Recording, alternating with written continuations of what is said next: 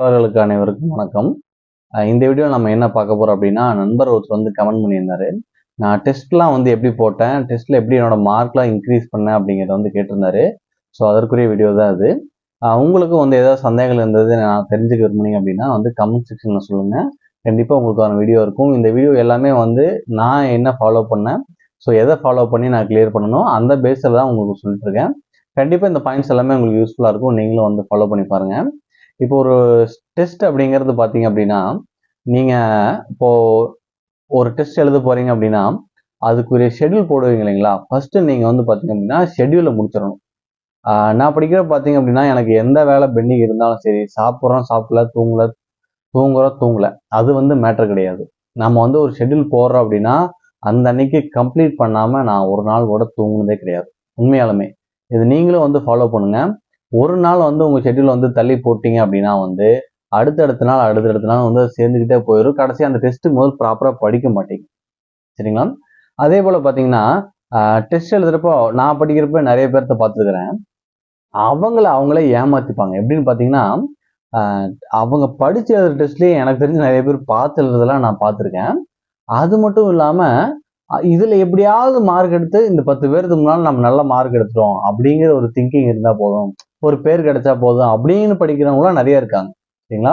இது எல்லாத்தையும் சொல்ல வரல, பட் நிறைய பேர் இப்படி நான் பார்த்துருக்கேன். அதனால ஜெனரலா அதையும் சொல்ல வேண்டிய ஏற்படுது. அதனால நான் சொல்றேன். அந்த மாதிரி வந்துலாம் தயவு செஞ்சு பண்ணாதீங்க. ஆனரபலா நேர்மையா உங்களுக்காக வந்து அந்த டெஸ்ட் எழுதுங்க. சரிங்களா? இது வந்து நாமளே ஏமாத்திக்கிற மாதிரி மிகப்பெரிய முட்டாள்தனம். சரிங்களா? அதே போல வந்து இப்போ டெஸ்ட் கம்ப்ளீட் ஆயிடுச்சு. நான் வந்து என்னை பொறுத்தளவு எவ்ரி டெஸ்ட் கம்ப்ளீட் ஆனது உடனே என்ன பண்ணுவேன் அப்படின்னா, இப்போ 100க்கு 80 மார்க் எடுத்திருக்கேன்னா அப்படின்னா வந்து ஷோரா அந்த 80 கொஸ்டினுக்கும் நான் வந்து ஆன்சர் அதாவது ஒரு கொஸ்டின் படித்து இதுதான் ஆன்சர் அப்படின்னு சொல்லி நான் எதெல்லாம் வந்து செலக்ட் பண்றேனோ அதை மட்டும்தான் வந்து என்னோட மார்க்கை எடுத்துப்பேன். சரிங்களா? ஒரு சிலது பார்த்தீங்கன்னா ஃப்ளூக்ல அடிச்சிருப்போம், இது வருமா வராதான்னு டவுட்ல அடிச்சிருப்போம். நீங்க ஒரு கொஸ்டினை டவுட்ல அடிச்சா கூட அந்த கொஸ்டினை வந்து உங்களுடைய மார்க்கா நீங்க கன்சிடர் பண்ணக்கூடாது. அப்படி கன்சிடர் பண்ணீங்க அப்படின்னா என்ன அர்த்தம்னா நீங்க உங்களை ஏமாத்திக்கிறீங்க அப்படின்னு அர்த்தம். நம்ம வந்து டெஸ்ட்ல அதிக மார்க் வாங்கி பெருமைப்படுறதுலாம் வந்து பிரயோஜனம் கிடையாதுங்க. டெஸ்ட் அப்படிங்கிறது பார்த்தீங்கன்னா நம்மளுடைய சுய பரிசோதனை. அப்போ அதுல 100% ஷியூரா கரெக்டா ஃபாலோ பண்ணீங்கன்னா மட்டும்தான் உங்களுக்கு டிஎன்பிஎஸ்சில ரிசல்ட் வரும். ஒரு சின்ன எக்ஸாம்பிள் சொல்ல பாருங்க. நான் போன கோச்சிங் கிளாஸ்ல எனக்கு தெரிஞ்சு ஒரே ஒரு நாள் மட்டும் 8th தமிழ்ல 92 மார்க் வாங்கி எந்திரிச்சுன்னு கைத்தட்டு வாங்கியிருக்கேன். அதை தவிர்த்து நான் எழுதின எந்த டெஸ்ட்லையுமே வந்து பார்த்தீங்க அப்படின்னா நான் கைத்தட்டு வாங்கினதும் கிடையாது, நான் பாராட்டு வாங்கினதே கிடையாது.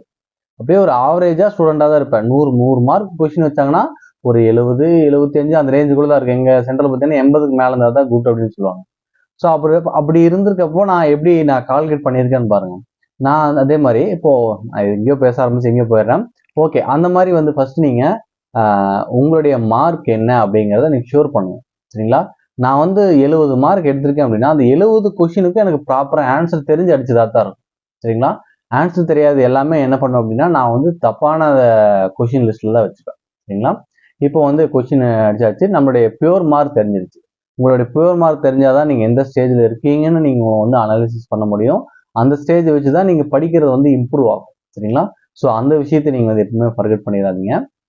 அடுத்தது, எந்த ஒரு டெஸ்ட் கம்ப்ளீட் ஆனாலும் ஒவ்வொரு கொஸ்டினா வந்து ஆன்சர் வந்து எடுக்க தெரியல. அதாவது ஆப்ஷன் டீட்டெயில் வந்து நான் தேடுவேன். சரிங்களா? எதுக்காக அப்படின்னா அந்த ஆப்ஷனை நீங்க தெரிஞ்சிருந்தாலும் சரி தெரியலாலும் சரி அது ஒரு ஆப்ஷனை தேடுறப்ப அப்போ ஒரு முறை பார்ப்பீங்க. சரிங்களா? அப்போ அதுவும் ஒரு வகையான ஸ்டடி தான். நீங்க ஆப்ஷன் டீட்டெயில் எழுதுறதும் ஒரு வகையான ஸ்டடி தான். இந்த மாதிரி ஸ்ட்ராட்டஜிஸ்லாம் யூஸ் பண்றப்ப வந்து உங்களுக்கு டக்குன்னு மைண்ட்ல நிற்கும். இது நம்ம அன்னைக்கு அந்த ஆப்ஷன் தேடுறப்ப அந்த இடத்துல பார்த்தோமே அப்படின்னு உங்களுக்கு டக்குன்னு ஞாபகம் வரும். எனக்கும் அந்த மாதிரி நிறைய ஞாபகம் வரும். சரிங்களா? ஆப்ஷன் டீட்டெயில் எல்லாமே வந்து எழுதுவேன். அடுத்து பார்த்தீங்கன்னா இந்த தப்பான கொஸ்டின் இருக்கு இல்லையா, அந்த கொஸ்டினை வந்து ஏன் தப்பா எழுதுனேன் அப்படின்னு நான் ஓனா அனாலிசிஸ் பண்ணுவேன். அந்த இடத்துல நான் என்ன தப்பு பண்ணேன் அப்படிங்கிறத வந்து எவ்ரி டெஸ்ட்ல வந்து நான் ரொம்ப டீப்பா அனாலிசிஸ் பண்ணுவேன். அதே மாதிரி பார்த்தீங்கன்னா ஃப்ளூக்ல கொஸ்டின் அடிச்சிருப்போம் இல்லையா, அதுல சரியா இருக்கும். அந்த சரியான கொஸ்டின் ஃப்ளூக்ல நான் என்ன கெஸ் பண்ணேன் அந்த கெஸ் வந்து கரெக்டாக இருந்தனால தான் கரெக்டாக இருக்கு. ஸோ அந்த கெஸ் பண்ண பாயிண்ட் ஆஃப் எந்த பாயிண்ட் ஆஃப் கெஸ் பண்ணேன் அப்படிங்கிற வரையும் ஒவ்வொரு கொஸ்டினும் எப்படி நான் ஃபேஸ் பண்ணேன் அப்படிங்கிறத ரிமெம்பர் பண்ணி பார்ப்பேன். அதுல என்ன சரி என்ன தப்பு அப்படிங்கிறத வந்து நான் இது பண்ணிப்பேன். சரிங்களா? இதெல்லாம் ஏன் சொல்றேன் அப்படின்னா நம்ம நம்மளுடைய எய்ம் என்ன, டிஎன்பிஎஸ்சியில் நம்ம அடித்த கொஸ்டினில் மார்க் வரணும்னு நம்ம கிளியர் பண்ணணும், அதுதான் முக்கியம். இது வந்து பார்த்தீங்கன்னா எல்லாமே நம்மளுடைய சுய பரிசோதனை தான். அதை வந்து நீங்கள் மனசில் டீப்பாக வச்சுக்கோங்க.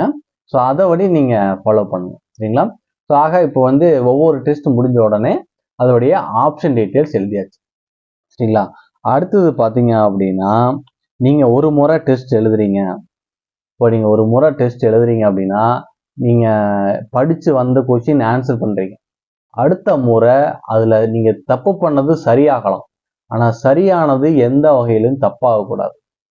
நீங்கள் 40 மார்க் 45 மார்க் கூட எடுக்கலாம், தப்பு கிடையாது. ஆனால் ஒவ்வொரு முறையும் நீங்கள் சரியாக எழுதுனது எப்பவுமே சரியாக இருக்கணும், அந்த மாதிரி தான் நீங்கள் படிக்கணும். அப்போ தான் வந்து நீங்கள் படிக்கிற முறை சரின்னு அர்த்தம். அதே மாதிரி இப்போ நீங்கள் 6th தமிழ் ஒரு முறை டெஸ்ட் எழுதுறீங்க, 55 மார்க் தான், தப்பு இல்லை. அடுத்த டைம் 60 வரணும், அதுக்கு அடுத்த டைம் 65 வரணும். இப்படி இம்ப்ரூவ் ஆன மொழியை எக்காரணத்தை கொண்டு ஒரு மார்க் கூட ஒரு நாள் கூட குறையவே கூடாதுங்கிறத நீங்கள் ரொம்ப ஸ்ட்ராங்காக இருக்கணும், சரிங்களா?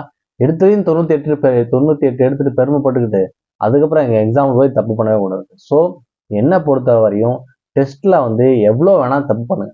நான் தப்பு பண்ணதை வந்து சரி செய்ய மட்டும்தான் வந்து முயற்சி செஞ்சேன் ஒழிய ஒரு நாளும் தப்பு செஞ்சதுக்காக வருத்தப்படவே இல்லை. நீங்களும் வருத்தப்படாதீங்க.